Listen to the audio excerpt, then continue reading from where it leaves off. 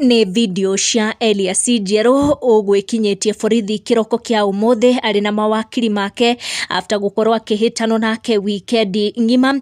He was presented in court muthenya wa umuthi miaraho ya umuthi kuria igoti ria koro rikiruta mwerekera wake.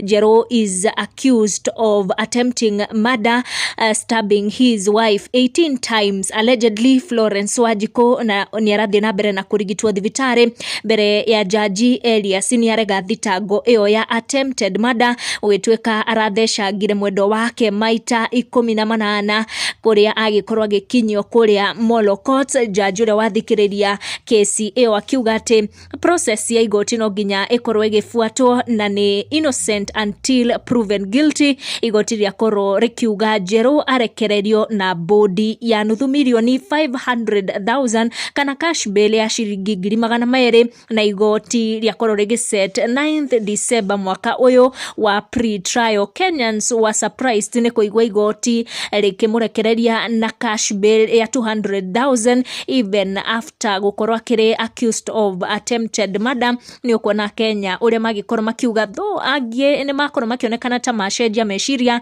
thutha wa footage area ya CCTV kuratweka ni ya Elias na Florence Wanjiku.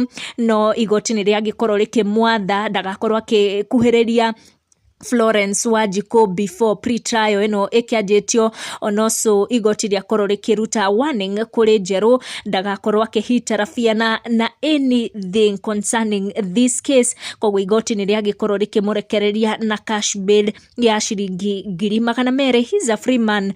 No reason has been given by the prosecution to compel this court to deny the accused person bail or bond. There is no reason that has been given, and so I will grant the bail, a reasonable cash bail of 500,000 with a surety of a similar amount and cash bail of 200,000.